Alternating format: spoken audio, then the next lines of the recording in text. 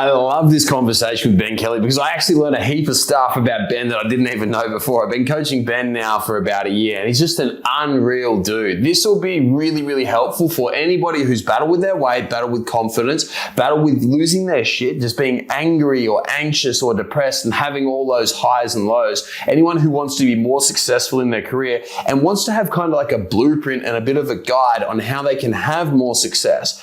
Ben's done some awesome stuff and it's actually even led him to go down the path of politics. And for me, like, I was totally unexpected for Ben, but I'm really, really happy and really excited to see where he's going. I think you guys will get a lot out of this episode. I love doing it. I took away a heap of gems from it. I'm sure you will too.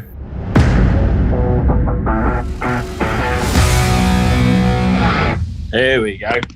How good's that beard? Yeah, she's starting to get a bit wild again. 100%. How much weight have you lost recently? Oh, probably down about 10 kilos recently since I had that operation. Yeah. Fuck me, that's a lot. Yeah, man. Yeah, so everything's going really good at the moment, just ticking along. So what did they actually end up doing? They just took out your parathyroid, right?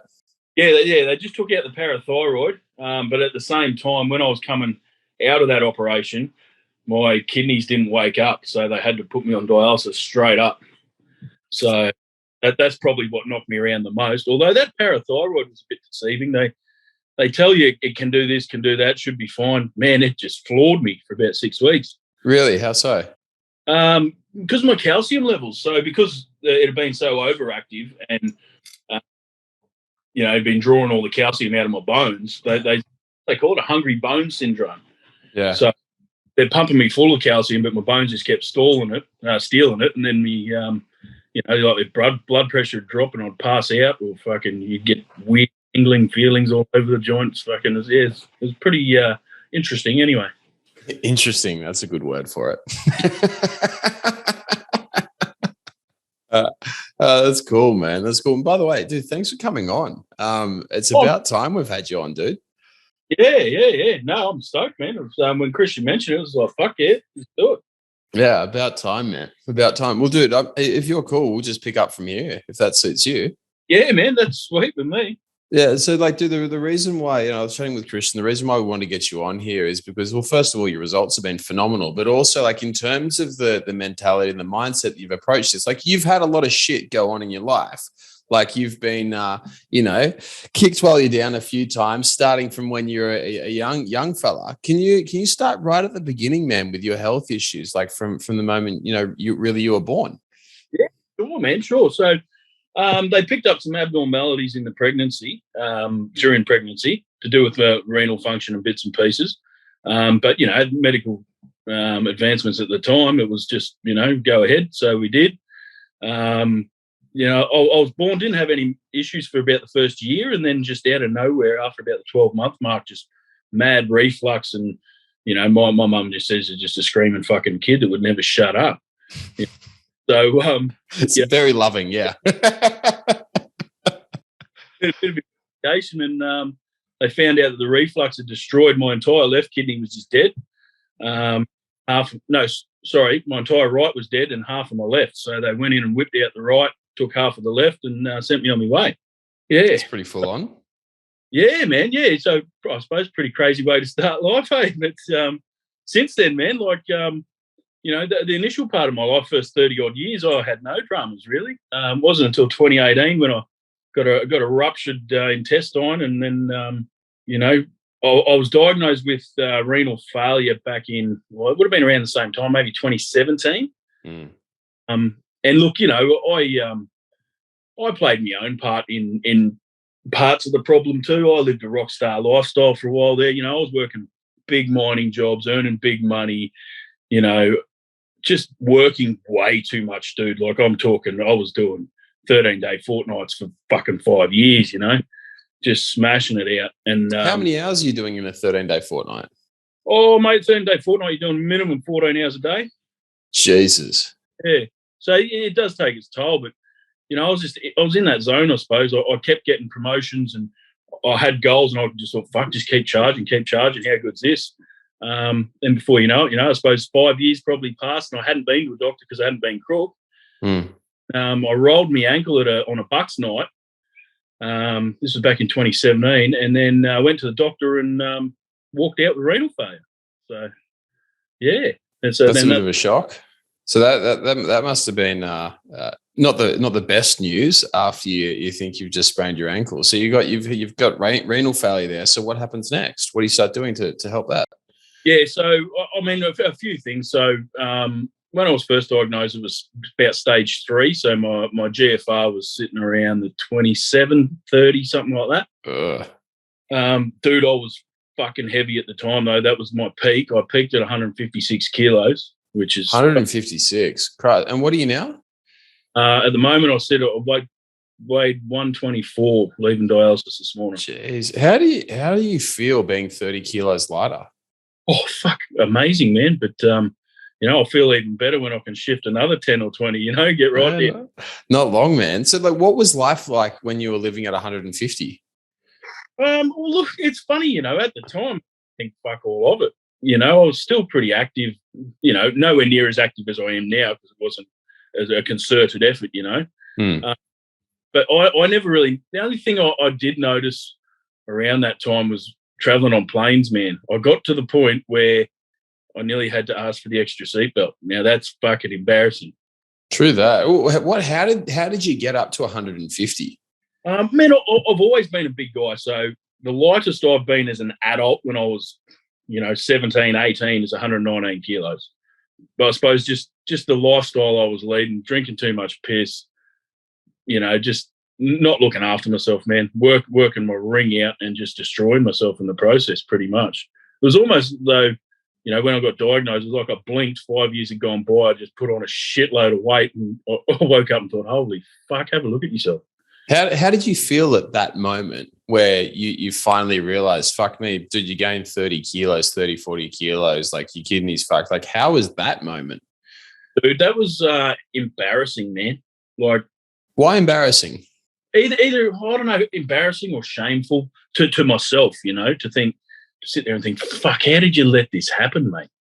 And then you're faced with, oh, you got renal failure, you're going to need a transplant, you're going to need this. And, when you, I suppose something I've learned through all this is when you get those, diagnosis or whatever, if you're not prepared for it, you're not fucking switched on up here, man, you instantly go start catastrophizing shit and the world's fucked and you're a victim and all that. So I suppose that's probably been my biggest growth through all of this is just the mental side of things, yeah. And how have you grown mentally? Oh man, beforehand I was pretty quick triggered. Well, like lose your like get angry, aggressive. Is that what you're saying? Like had a temper? Like pretty upfront sort of bloke, but before then I'd get pretty angry pretty quick.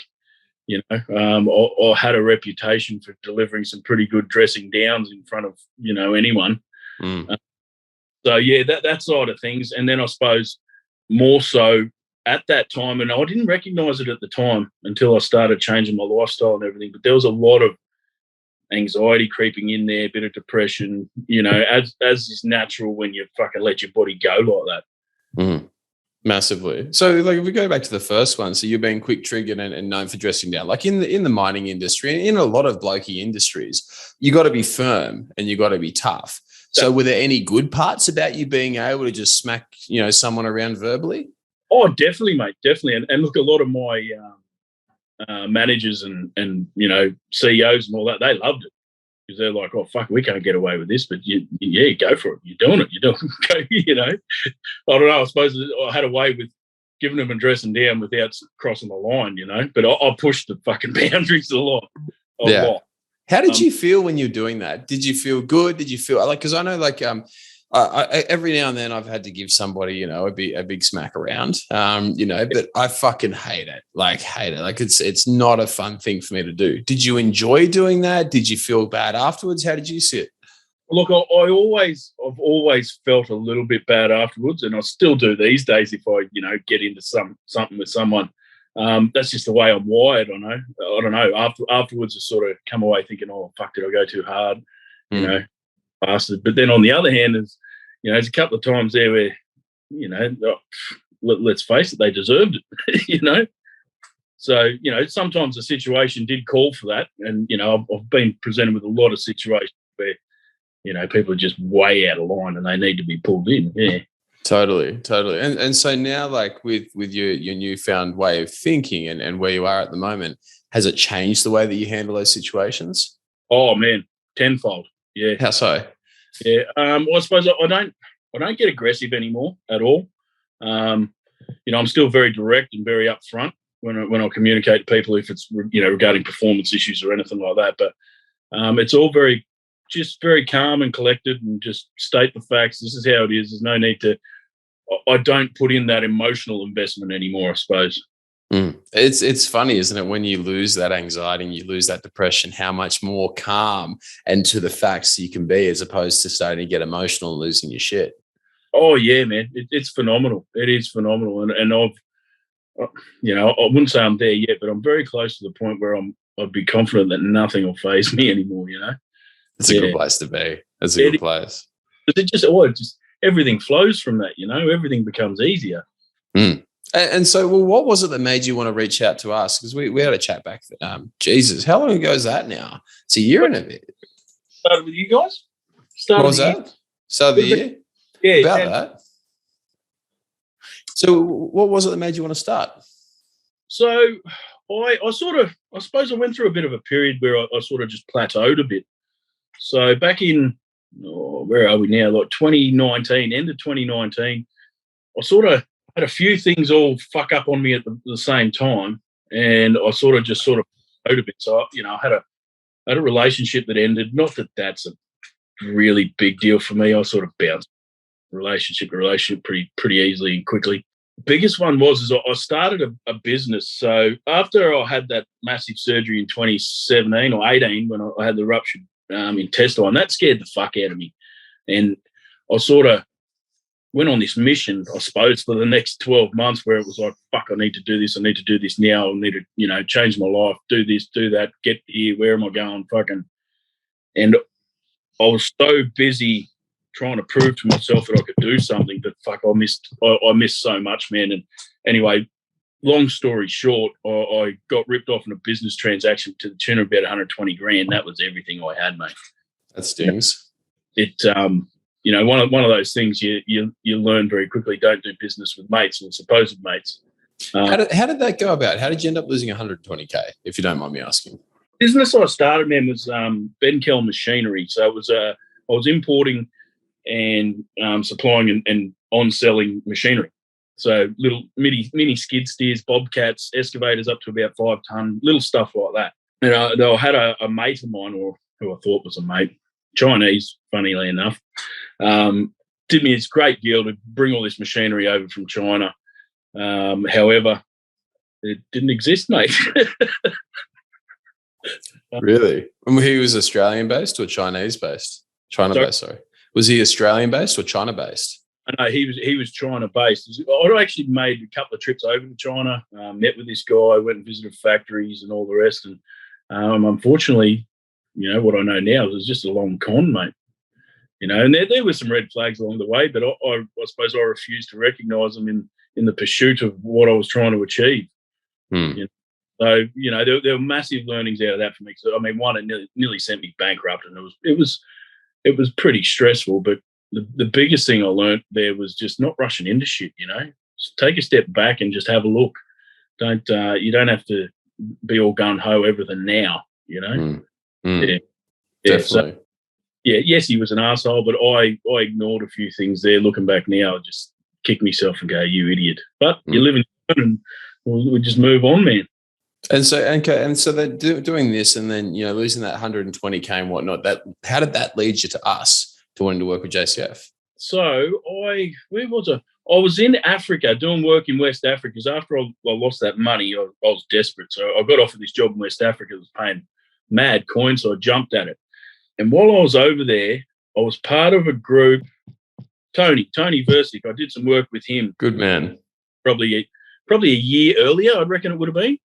And I remember this day, I was sitting in the fucking jungle there. I just pulled the phone out and I had a look, and he was running some sort of, because I think it was Corona just started, he was running some sort of free online retreat thing.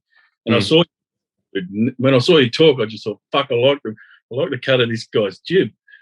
And always, I suppose, kept you in the back of my mind from there. And then when I got home, I got back in the country probably August 2020, and I started working a new job up at Billawheeler that was full on, man. It was the worst mine site I've ever worked at in my life. It was that crazy. And then that's when I thought, well, fuck, I might need a bit of a hand to sort of retune myself here. So that's when I reached out, yeah. Yeah, cool. And so why was it then and there that you decided, you know what, I need a bit of a hand, I'm going to do something? Like, what stopped you from, you're saying before, don't rush into things. Sometimes you got to lay back. Why did you decide at that moment to take action? Oh, because I recognised within myself that I just needed a little push or a reset or something to get going again. It sort of plateaued for about a 12-month period where, stopped, and I knew I could feel these things creeping back into me mind again, a bit of doubt and bits and pieces. So that was really my precursor. Yeah. Yeah, gotcha. Okay. Did you have any hesitations? Did you have any doubts or reasons why you shouldn't do anything before you signed up? No. Well, I suppose having used someone before made it a simple thing for me, I suppose. Look, I did get value out of Tony, nothing against him, but it's not quite to the level of your guys' program. But yeah, look, no issue signing up. I knew I needed some help to sort of reset myself and get where I needed to go. Yeah, gotcha. And so, like, when you first signed up with us, like, what was it like for you? It was good, man. It was really good. I was quite impressed with the program, and especially when it comes to all the content that's on your site there, man, like all the breath work stuff and all that. That stuff's pure gold, man. Like, that is really beneficial stuff. And then you got your hierarchy of health, mate. That is probably the best way I've ever seen anyone approach, a holistic training plan or something like that. That's that really. What was so good about the hierarchy of health for you? I suppose the biggest thing for me, man, has been my nervous system, which once again I didn't realise at the time, but realising after working with you guys, and I probably realised after about 3 months on working with you guys, my nervous system was absolutely destroyed, man. Really destroyed. Like, there was no sleeping. There's getting the shakes, and and then you feel a bit of anxiety and that creeping in, and that's the worst feeling for me personally. I don't take any sort of physical pain, but anything like that, it's uncomfortable as. Totally. There's nothing worse than it being like inside of you and you just can't control it. It's just there and you can feel it, like, that little spot, like right in there, you can feel it rising up. That's right. You can just feel it bubbling away inside, and it's the worst feeling ever. Yeah. Totally. Okay. And so you started implementing and learning about the nervous system and whatnot. So if there were a couple of things that really moved the needle for you and got you gains, what was it? Oh, well, for me, one thing I've learned is routine is something that I need. I don't have a routine and I'm left to my own devices. It's it's a bit like the old saying, mate, the idle hands of the devil's playground. I can't be trusted on my own. What do you do if you don't have a routine, you don't have structure, you don't have accountability? Well, it's just too easy to. I don't know. For me, it's just I found if I don't have that routine, it's too easy to just go, oh no, I'll do that tomorrow. Yeah, no, I don't feel like doing that today. I'll do this. So for me, a big thing is setting a routine and making sure I hit it, because every time I hit it, I feel better about it. Yeah, 100%. 100%. Okay, so like when you're like going through the program, were there any times where things weren't going well? Did you have any struggles? Did you have any troubles along the way? Oh, honestly, man, not really. I suppose with everything I've been through up until that point, and I suppose the changing of my mindset and that, I haven't found it difficult at all. No issues, no problems, or if anything does present itself, it doesn't take any time or attention from me, really. Yeah. So how was it that you changed your mindset? So that's a combination of a lot of things, man. So one thing I believe is huge subconsciously is gratitude. I think that's a massive thing that does something subconsciously to your brain, because until I started practicing that, that's one of the biggest things I can see that drove my flip around. What effect does that have on you by practicing gratitude? Well, I don't know, dude, but it just doing it in the morning same as meditation. It just sets. I find it sets the day. Just I don't know. Everything becomes so easy and just flow. Just seamless. And then I think from practicing that gratitude, I think it does internally rewire your subconscious to think more positive thoughts rather than negative. And what effect does that have when you are having more of those positive those thoughts? You're just happier, mate. You're happier. You're not dwelling on, I don't know, stupid argument you might have had with someone the night before, or worrying about the future too much, or finances, or whatever it may be. I think because you're more present, you're more grounded. What effect does that have you at work? Well, at work, it's been a huge effect, man, and that's been, mentioned to me by a few of the guys I work with. I suppose because a lot of my role is dealing with people and dealing with conflict. So in that sense, it's helped me a lot because it's enabled me, and it's given me a different perspective to look at things. And quite often, I can diffuse a situation very easily by just saying, hey, how about this? Or did you know that this guy was going through this at the time? Or I don't know, it's hard to explain that one. So it's like you're having an understanding of where someone's going from. So instead of just going in and smacking them and saying you're a fucking shithead, understanding like what is actually going on and being able to communicate at a high level, understanding that someone's had a crappy day, someone's just had a dust up with their missus or their things which are going on in their life. Is that what you're saying? Yeah, exactly, man. Yeah, definitely. Yeah, that's cool. And so how do you practice gratitude?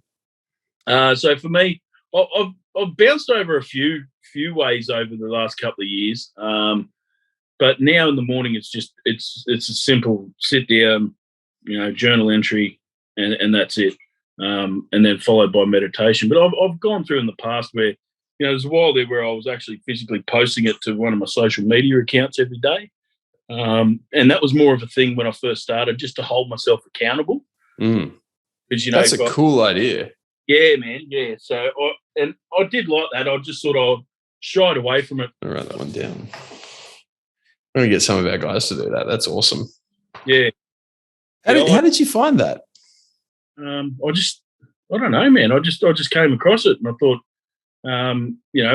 what's a way I can do this where I hold myself accountable rather than just writing it in a book or, saying it out loud. And I thought, I'll post it. And then when I started posting it, I started getting, quite a few comments, and I'd get some calls, and they go, I really enjoy that. If I could keep going, and then that gives you a little pep to go, right, yeah. So it was actually helping the people who you had on that account too. Quite a lot of mates and family and everyone that's saying, I read that every day.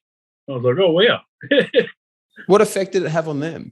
Well, I know a couple of family members, aunties and uncles and so on. They're like, I got an uncle, and he cottoned onto it on my Facebook page, and then he rang me and we discussed it, and then now he does it every morning himself. That's awesome. Yeah, and he said, he saw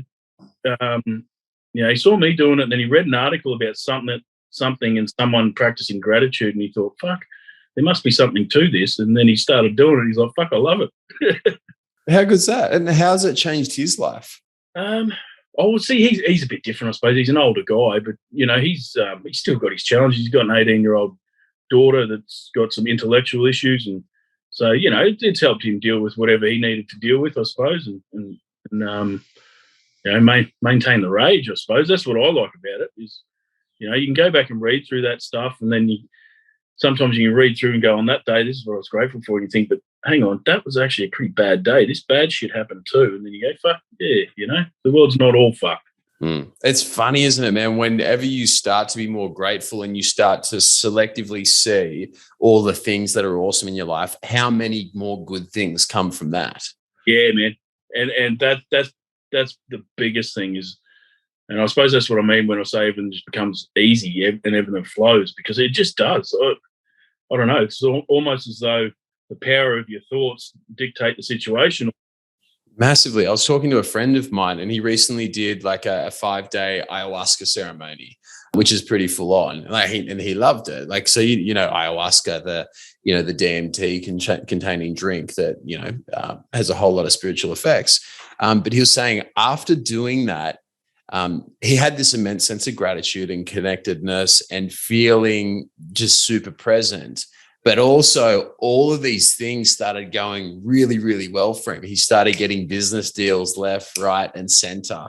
And it was like everything started clicking. And it's like the same thing with gratitude. Like whenever we practice that every day, whenever we are positive, whenever we are more outgoing, more caring, it's like good things just start coming to you and all the bullshit seems to dissipate. You know what I mean? Yeah. So it's almost the first picks up on your frequency. They do, man. They do. Yeah. Have you ever noticed, like, when you have a shit day, there's always fuckwits. You get every red traffic light. It's like all the bad things happen. You know what I mean? You get out of bed in the morning, you stub your toe. It's like those days. You go to have a piss and you piss all over the toilet seat. You know what I mean? It's like, you know, one of those days where it goes, instead of just going straight, it just goes like that. You know what I mean? And it's just a really interesting thing that whenever we focus on the negative, we get the negative, but equally when we focus on the positive and are grateful for it, all the positive things come. Have you noticed anything? Has anything changed for you in terms of work, careers, relationships, or anything that you've built since you have been practicing gratitude? Oh, look, yeah, for sure, man. I've been afforded a lot of opportunity. Yeah, so like after I got back from Africa, I bought a removals company. And I was running that purely because I'd just come back from Africa and I actually brought malaria back with me. And that fucking floored me in the Gold Coast hospital while I was quarantining. But it also knocked my kidney function around and dropped my GFR to like 7. So, you know, going, oh, fuck, you can't go back to Africa. And I'm like, what am I going to do? Thought, oh, bugger it, I'll sort the thing for sale, and I bought it. And me and my brother just cruised around, gave me something to do for 6 months. We cruised around for 6 months, just moving furniture, you know, cashies. It was good. And then I got offered a role from a bloke I used to work for years ago at Billawheeler, which was too good to refuse. So I thought, what am I going to do? Threw the business up for sale, sold it for nearly double what I paid for it, mate. How good's that? Yeah, perfect. That's beautiful. And then, you know, that role I got in Billawheeler, although it was a really high pressure job and it was pretty shitty, it was a good opportunity, good experience, something, or work in a business that's going through that phase of just being completely on the knees. So that was I look at that as a positive. And then, you know, when I was done there, I didn't even spend a day out of work, man. I got a phone call from the company I used to work for here in Queensland before I went to Africa, and they're like, yeah. I was like, it's fucking awesome. Don't even have to do anything, mate, you know? It becomes effortless, doesn't it? Yeah, it does, yeah. So how has your life changed since you've been working with us? A lot more grounded, man, a lot more solid. I've actually got, I suppose that's one area where I was lacking is goals, a lot of setting my summit. That's something I've never done. And it gives me direction, man. That's yeah. How did that impact you? Just sorry to interrupt, but how did not having goals back then versus to having a summit now mapped out clearly, how did that affect you? Well, it gives me direction, man. You know, especially on those days when things aren't going right, or you have a bit of a shit day, you still got that direction of, hang on, let's look at the big picture here. This is where we're heading. You know, that's been crucial for me, definitely. And then I suppose just the whole thought process of it, man. Because, you know, the way I look at it, rather than just fucking juggling 900 balls in the air, man, you've got it all listed in front of you and you know where you are at any one time. You're not throwing all the balls and go, fuck, I better grab that one, you know? Yeah. And how has that impacted your success and your ability to get things done? Massively, man, massively. So, you know, professionally through work, it's increased my productivity, definitely. My communication skills with people and all that sort of thing is, you know, that's something that it's ever, you know, you continue working on, but there's been some real big improvements there. And more so just the effect on the people around me, man. So family, my friends, you know, people I may not have seen for 5 or 10 years. And then you run into them, they're like, oh, fuck, you know, you're looking good, you're happy, what are you doing, you know? Has it impacted you in the ways of like career, like success, promotions, anything like that? Yeah, well, funny you should mention it because I actually got a phone call 2 days ago from the United Australia Party, Mm. to ask if I'd be interested in the seat of Fisher here in the federal election. Congratulations, brother. Yeah, man. Cheers. So at this stage, I think they said I'm up for mention to the executive board this week. Mm. There's other people up for selection, but it's a foot in the door, mate. That's very interesting. So I've never talked, like normally with politics and whatnot, I try to stay very neutral in this podcast, but I'm just going to ask you a few questions about it if that's okay. I'll go. You say things. So first of all, how did that come about? So it came about just circumstance. So with the current pandemic and bloody everything's going on with these vaccine mandates and, finding children for not wearing a mask and all this crap. Basically, that I came to the conclusion, man, that because I was getting riled up about it all. I was getting pretty worked up, and I came to the conclusion that the reason that was is it's dead against. Like I listed all my values, and it is dead against every one of them. How so? So let's start with. So you mentioned the mandates, finding people or kids for not wearing masks, all that. How is this against your values? Right. So, two of my biggest values, man, in integrity. All right, and they're two things that I feel very passionate. And it's plain as day, man. In this current, what do you want to call it, political climate in this country, people they're not leaders, assholes. What makes you say that? They don't have leadership ability, mate. Prime example is you've got like a Prime Minister, Scott Morrison, who's letting the premiers run around and do whatever they like. Well, these guys have got far too much power and they're creating a fucking ruckus. He does have the power to stop it, but he chooses not to. Why do you feel, first of all, why do you feel the premiers are doing what they're doing? Because, I mean, if we look at humans in general, I mean, maybe it's a little bit hard to go and say all politicians as well, but humans in general try to do the right thing. So why do you feel the premiers are doing what they're doing and causing a ruckus? Honestly, I don't know because I don't have factual do that, but there's something shady. Like I said, I don't have facts and actual answers, but from everything I read and everything I see and hear, just dodgy as, mate. Like government's kowtowing to big pharma. Like I don't understand it, man. I don't understand it. And the biggest thing is you're taking rights away from the people. Since when did we govern for self-interest and not govern for the good of the people? How do you feel that we're governing for self-interest at the moment as opposed to for the good of the people? Well, it's very clearly documented, a lot of the shady stuff that's going on. So you got vaccines that are owned by governments that were developed in 2015.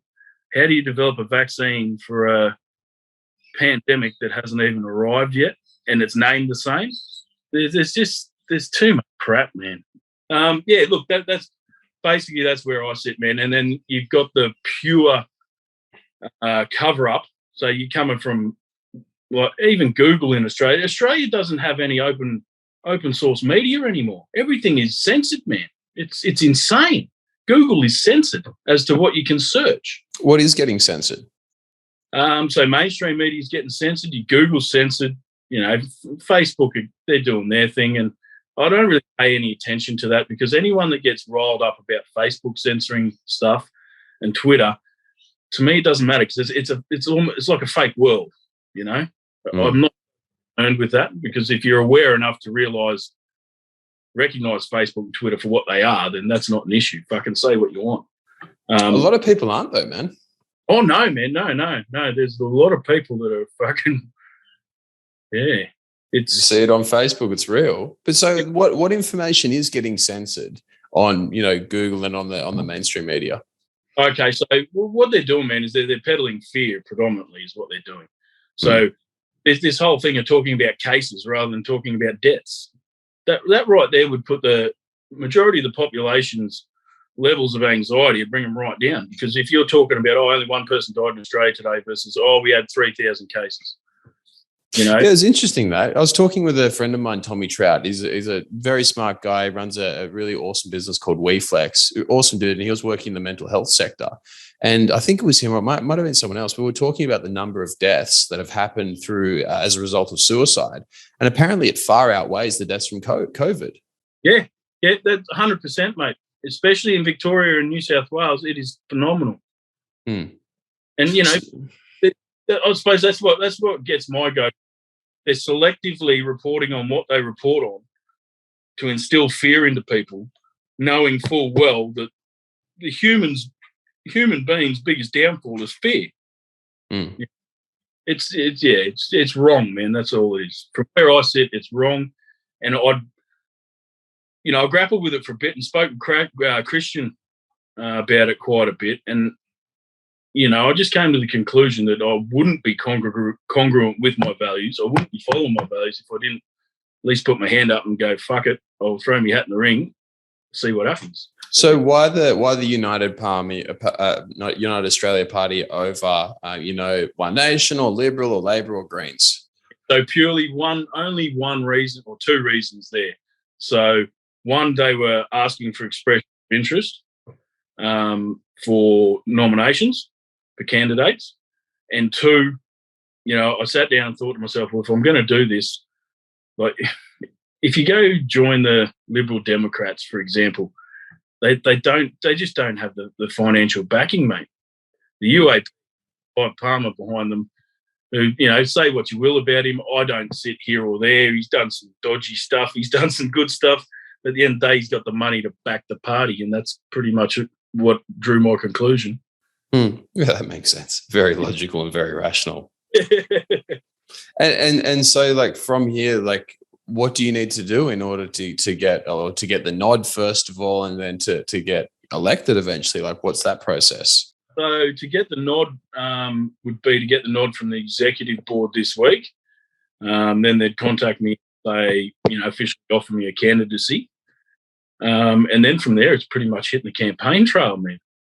So why would you do this? Dude, you make big money, right? Yep. You got a good life. You got everything. You could very easily, you obviously don't want to get vaxxed. You don't like the mandates. You could very easily stick two middle fingers up, say, fuck you all, and then go off and keep doing your life, and be relatively unaffected. And you could live a really, really awesome life making great money. We all know that politicians don't get paid terribly well, and you'd be taking a step back there. And it's stressful, and it's not the most fun of all things to do. Why are you choosing to give up what you have right now, which is an amazing life, and go into politics? A couple of reasons. So, one way I look at it is that I'm not giving up anything. I'm giving back. That's what I'm doing. How so? Giving back. I see a lot of people out there who are too paralyzed with fear to speak up, under threat of losing their jobs and this and that. And then you see a lot of other people out there just, unaware, mate. They're just unaware. I suppose the way I look at it is I'm standing up for the people who can't stand up for themselves.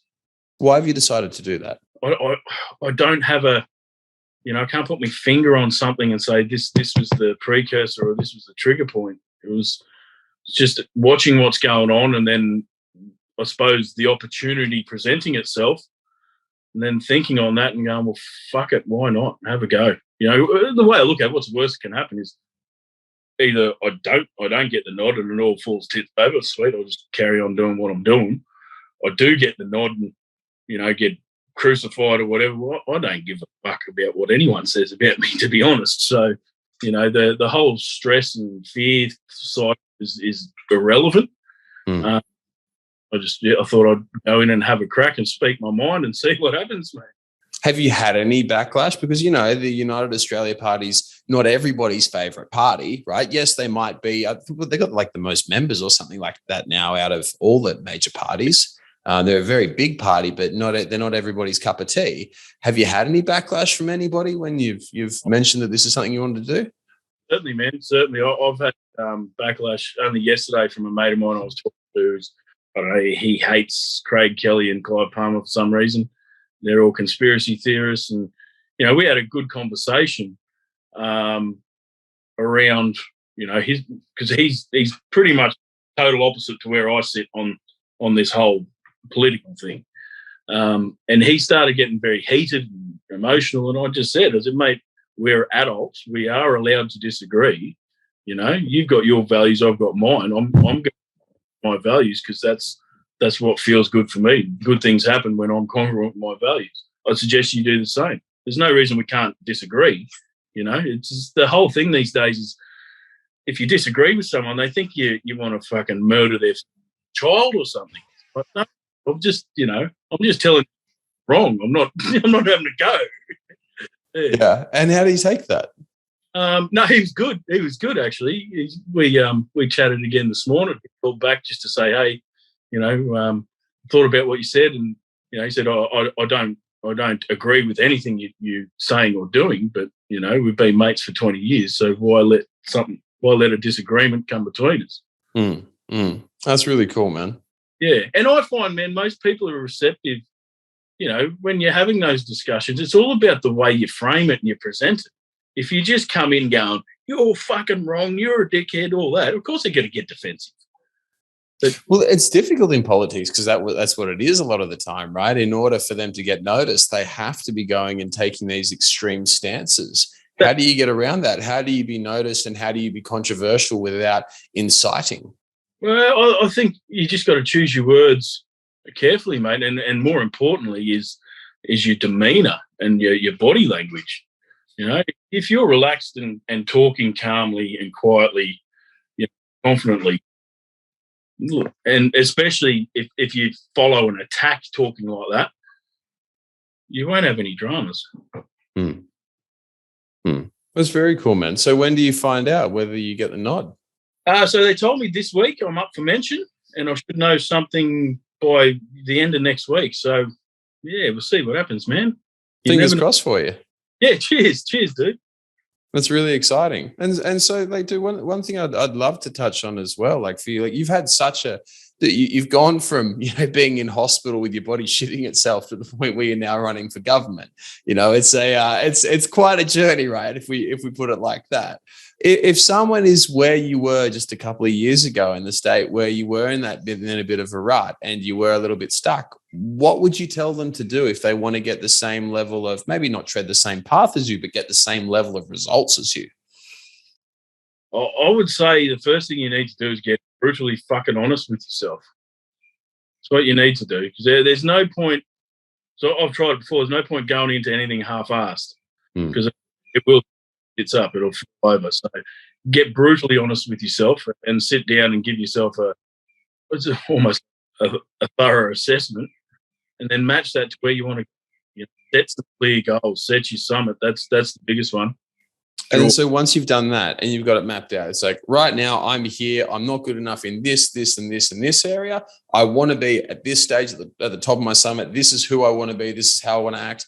After you've done that, what's the next step? Fucking target failure, brother. That's it. Just fucking push.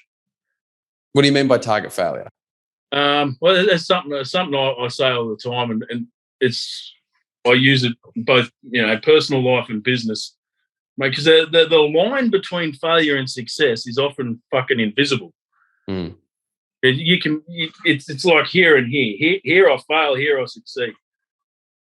My theory is if you target failure, so if you push to fail, then nothing else but good can come from that success. So whether it be training, if you train to failure, no worries. You know how far you can go. You can push harder next time. In business, I suppose it's a bit more in depth in business, because you got to be a bit more diverse and onto it. You can't just say, "Oh, push hard and it'll all go good," because I've tried that. It didn't fucking work. It doesn't work.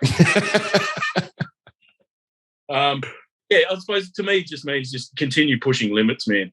And it's like everything. Every new experience you go through, pain is one of them. Every time you go through a bit of pain, you think you can't fucking handle it. You get through the other side, don't you? Then the next time it comes along, you're like, fuck, I've done this before. I can do this. This is a piece of piss. Yeah, awesome, man. Dude, thank you so much for your time. I really appreciate you coming on. Oh, no worries, man. Thank you.